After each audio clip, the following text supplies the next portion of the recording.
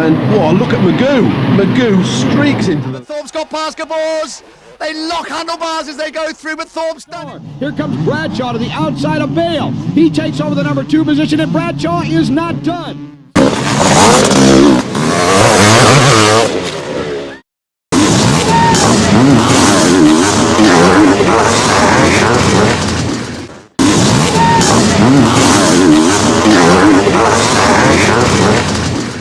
National Championship, and here is Damon Bradshaw, number 8.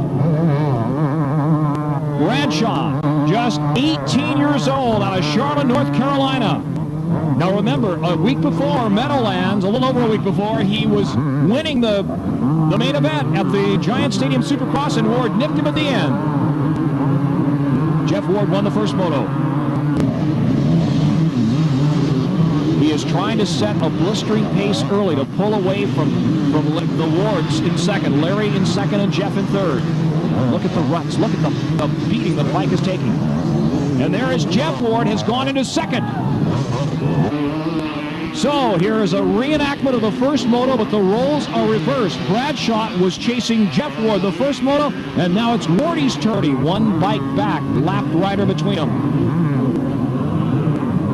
Always a problem. You're trying to go by a lap rider, can be a problem. Every Ward goes by on slicker than a mayonnaise sandwich. Blue flags all over the place. AMA's doing an excellent job. They really are. Great. Damon Bradshaw. Here's Wardy. Looks like he's been through a mud battle. And he has been in second spot. Bradshaw passed Larry Ward in the first lap, and he is relatively unscathed as far as mud is concerned, which makes the scorers very happy.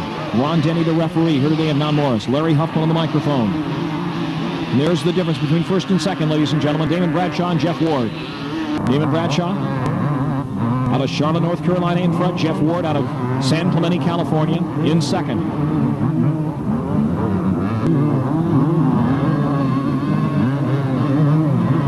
Wardy drives a turbo Porsche, lives in a house that looks like the Holiday Inn in Southern California. The fruits of his championships, and he has always ridden for Kawasaki. Why is he 250? You think back to the glory years of Yamaha, when Hanna was running a Yamaha and decimating the competition back in the 70s, the late 70s, early 80s. And Bradshaw is kind of the great white hope of Yamaha right now, as he goes on and tries to notch a win in the record books here at Mount Morris, Pennsylvania. Look at the crowd cheer on Ward. He's a favorite, a nostalgic favorite of a lot of fans who've been around for a number of years that don't know who this Damon Bradshaw is. But right now, Mount Morris National Championship, round 4 in this 250 national title for 1990. Damon Bradshaw, no problems at all so far. Wardy keeping him within sight, and Stanton in third. Fast YZ 250, and heading for the checkered flag. Olbert Farm, High Point racetrack here in Mount Morris, Pennsylvania.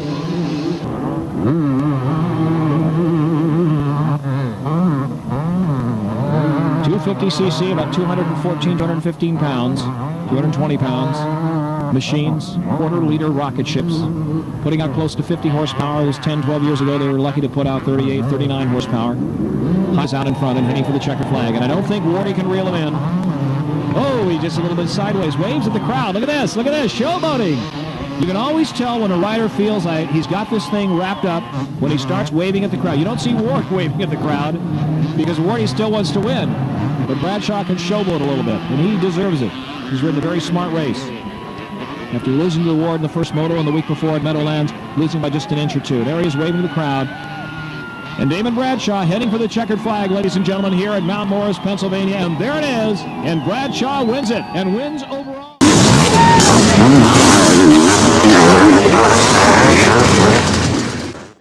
His second straight hole shot. Larry slipping to 7th place in the first moto. Ryan Hughes in second now. Well, he played the odds. Larry Ward definitely had a better angle coming into the first corner, but Ryan got there safe and clean. He's got all these guys behind him, so that it worked. Anytime you go into a mud race, if you get beat off the line by the guys on both sides, or you get closed out and you just get covered with mud, he maybe will fade again. One thing we should mention, Albertine not in this second moto after pulling out of the first moto with a shoulder injury. Hughes is our second place rider right now, and oh my gosh, he's having all kinds of problems coming up the area that the 125s had so much problem with. Banging little rubber. There goes Jeff Emig, number 1, but he has to slow down. He almost went off the track. Had to fight for control, and Ryan Hughes takes it back again. Hughes had a wild ride through there. I think he broke out. But Emig didn't have much room for error right there. No, if he slipped a little further to the right, he'd have been down in the woods for a while. Now you see Bradshaw in that roost zone, ducking. I think that was the same woods that Bradshaw took a ride last year. Yeah, heading down that hill. He couldn't remember the end of the race. Couldn't remember who he was. It's a different story today. He's riding so good. Moto in 250s, and it's Larry Ward out in front here in the second 250 moto. But the battle is behind him as we have Jeff Emig pursuing Ryan Hughes and Damon Bradshaw right on his tail. Bradshaw has tightened the screws a little. There you see Doug Henry. I was going, where the heck that's down coming from? He's heading up that hill, so much better start for Doug this time. But Bradshaw has definitely put the pressure on Emig, and now Emig is starting to lose some time to Hughes. Bradshaw doing a little fishtail in there. You get down to that bottom, and if you're not exactly in that rut, your bike will find one. That's what happened there. Give him a gnarly little jolt there, but he was able to save it. Bradshaw coming to the inside on Emig, and he makes the pass for third place. Damon Bradshaw in third. Much to the pleasure of the crowd, a former 3-time winner here at Mount Morris. With the bad weather conditions, what was his strategy going in? Well, it even looks slippery on the saddle as Ryan Hughes comes up the hill. The all-time winner here at Mount Morris, you might be interested, Rick Johnson. He won 4 times. Damon Bradshaw took 3. Howerton took 3, and here comes Damon Bradshaw. Boy, where did he get the power up that hill? That's the same place he got around Emig, and what it takes is a lot of nerve, or that other word I can't say on TV, to get down that hill through those ruts and keep that momentum. That's where Ryan got all out of shape right in front of and tangled with Emig earlier, so no, it's going to make it worse. Whoa, threw his goggles off. Yeah, there you go. Why at this point in the race might he shed his goggles? Because there's no way he can see. There's just no way at all. I mean, look at the side of the bike.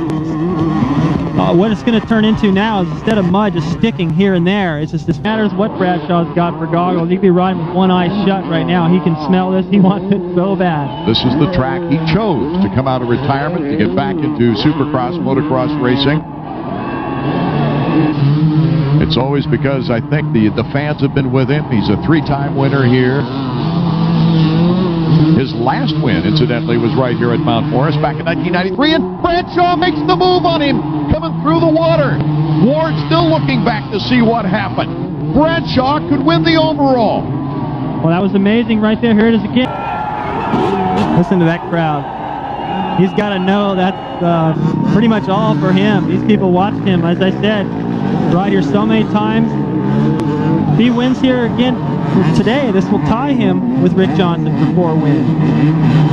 And he's starting to pull a lead now on Larry Ward. So maybe Larry gave it all he had. Now both these guys, regardless of how they finish now, they've dug deep.